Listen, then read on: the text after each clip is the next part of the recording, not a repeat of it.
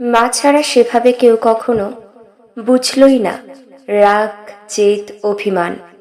দুহাতা ভাত নিলেই পেট ভরে যাবে কিনা মা জানে। কখন আমি সহজ হই, মেনি বিড়ালের মতো তার গায়ে গাল ঘুষি।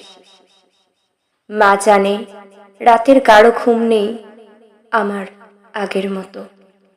থেমে যেতে ভয় পাই ইদানিং। একটা খারাপ দিনের পর মাথায় হাত বুলিয়ে দেওয়া লাগবে কিনা সেটাও মা জানে। আমি তোর পেটে না, তুই আমার পেটে হয়েছিস বলে কিরকম যেন জেনে যায় সব কিছু, যতটা আমারও নিজেকে জানা হয়নি এতকাল ধরে।